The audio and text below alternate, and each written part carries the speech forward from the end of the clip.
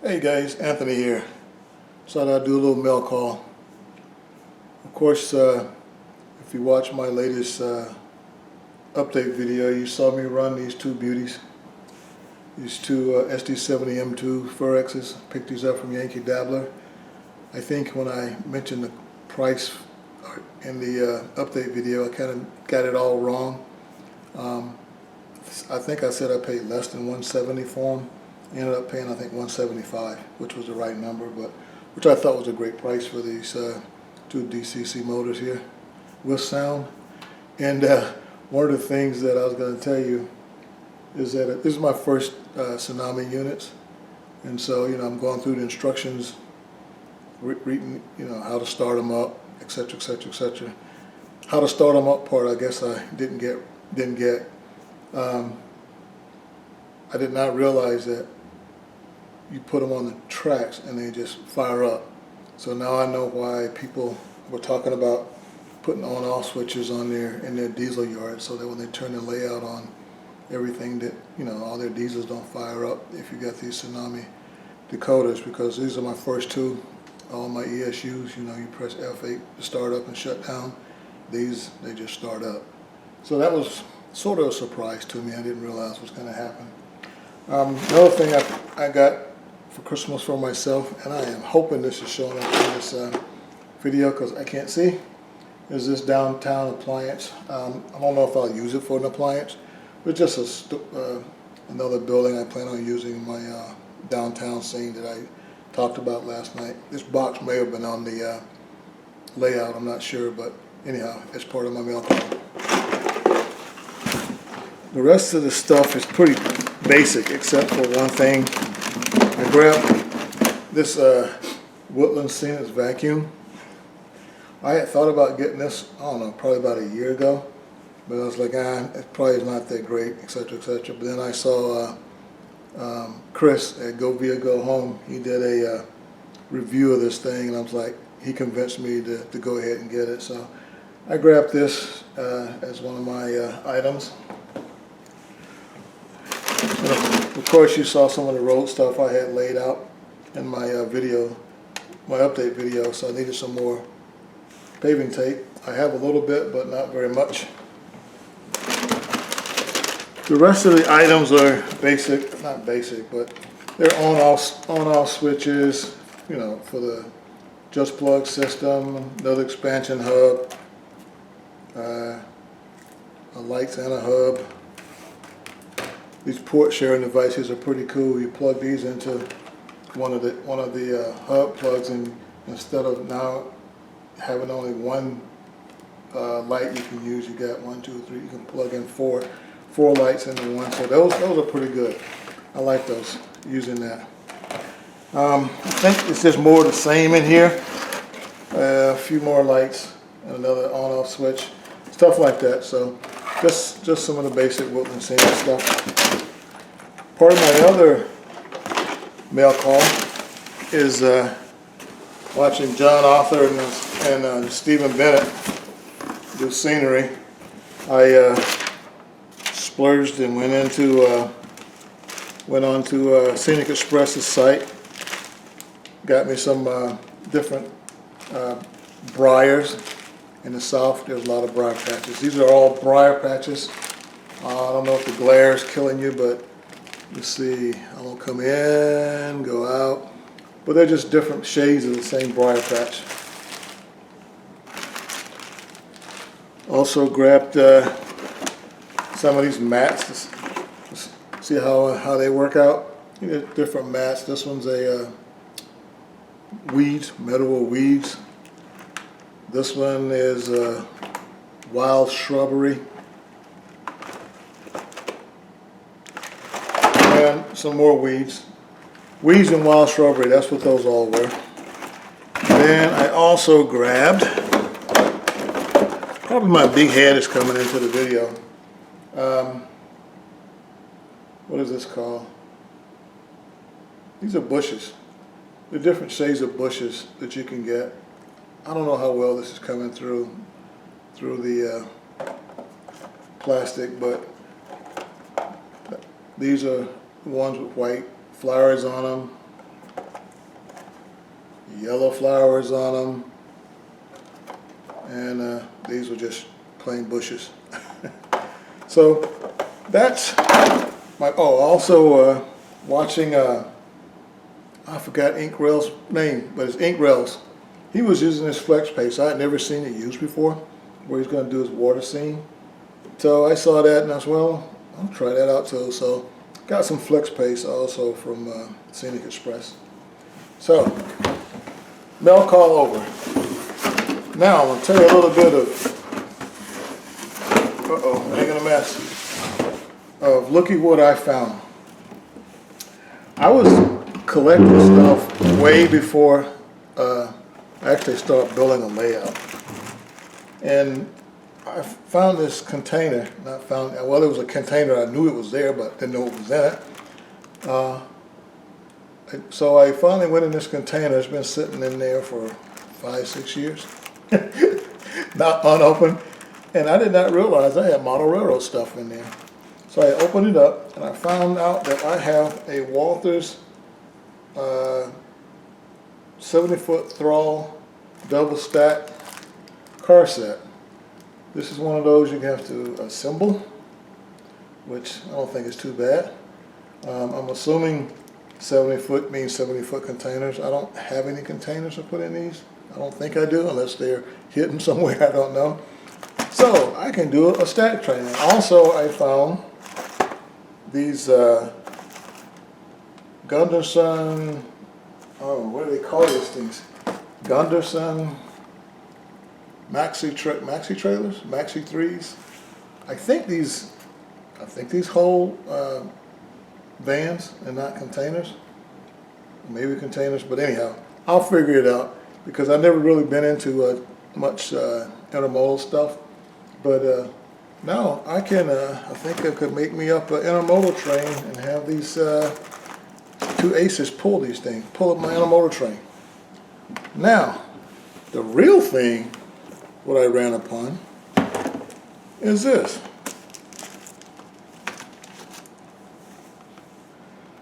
Two BLI, I'm only going to put one of them up here.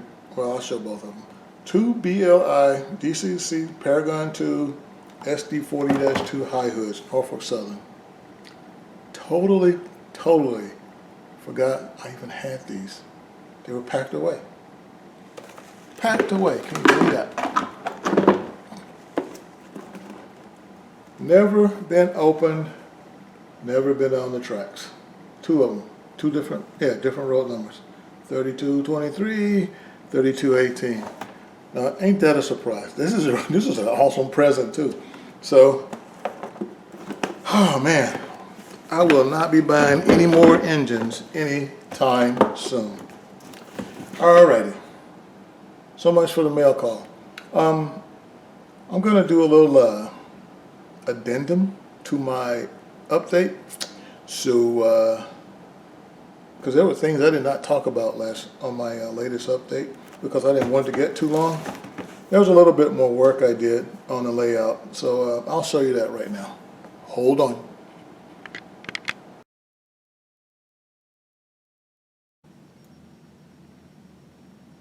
One of the buildings I actually did more work on is this Woodland Scenic prefab kit. It is the feed and planters, feed and seed supply building.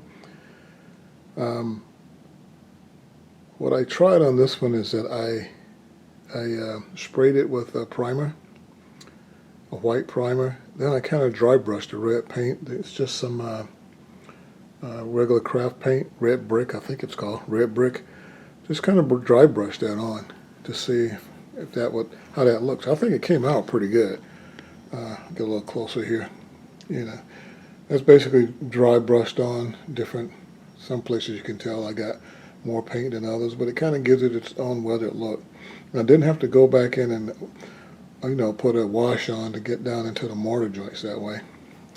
It also has a lot of little detail stuff that I painted and assembled to it in the front and the back of the building. Some of the stuff you won't even see because it's back there. But at the angle I got it now, when I build my city. You may be able to see some of the stuff back there. The other one is this Fresh Market building. I have primed it, and I'm trying to determine what color I actually want to paint it. I think I'm going to try a brown, like a tan brick color. Something similar to this building right here that I did some time ago. So I'm going to try dry brushing a tan brick color on that one and see how it comes out. I mentioned this spur right here last night, but I didn't talk much about it. Basically, what I'm going to do here is going to be like a building supply thing, where I can offload maybe a lumber car, flatbed with some bricks or something like that. That's the brick storage building right there that I'm planning on putting right there. That's the size of the foundation. I just cut out a cardboard to be sure I can do it. And so that's what I planned on doing there with that building, with that area rather. The other thing I did not even talk about last night was my aggregate area. I'm still in limbo exactly how I want to do this. I did have the aggregate to kind of spread out over the layout, but I decided I wanted to try to consolidate it. I actually came in and added about another, I don't know, it's about another 8-9 inches on the back so I can get some more area to do stuff. I think that is way too much stuff to try and put into one area. It'd be like overkill. So I got to go in and figure out, what I really want to use and what I'm really not going to use. Right now I got this track coming in, and I got breaks out into 4 spurs going into there. I'm debating on keeping all 4. I'm thinking about taking that one out, this switch, and that one out, make it less congested looking. Is that the right word? Looking, but I got to figure out exactly how I want to use this. It's basically going to be not a producing. It's not going to be a concrete maker. It's going to be a concrete storage supplier distributor. So I think I'm going to keep that, and I want to build a silo. I want to build not a silo. What's the right word? I can't think of the right word. But I want to build something where I have a conveyor coming from there to that building right there, so that they would be bagging concrete and be shipped out on box cars. So that way I can have concrete cars come in, some box cars, and I have to figure out if I want to use how I'm going to do an aggregate supplier in there too. Also, I want to actually have a concrete business. You see I got all these concrete trucks here. I got 2 concrete, what's the right word, manufacturing buildings, but I'm not sure how I'm going to use them yet. I got a lot of work to do to them. I actually broke the silo and stuff off of that one, but it's easy to put back on. And I got that aggregate loader over there. I got to figure out how to get these what do you call those things? Anyhow, get that off, because I don't want it to say half a cement. So that's another lot of work in figuring out exactly how I want to do this area. Eventually, I do want to do, put sanding towers and fuel supply stuff over here with my engine facility also. So that's also something else I want to get done. I think that's pretty much all I left out, although I do have another stream area here, or river area here, that's going to go down and go under that bridge. I think I may have talked about this about a year ago. It's been sitting like this forever, and now I think I know what I want to do as far as how to do the stream and how to scenic it and stuff. So I think I'm going to get started on maybe that one, in the area over there. There's a lot to do here, a whole lot to do, and smooth the roads, come in and start plastering around this area here. This is just going to be the end of the railroad, that particular railroad. I wanted to kind of like break this up a little bit, so that's why I did that bridge and highway bridge and railroad bridge over the top of that. Just, you know, a little scenic element I want to try and do.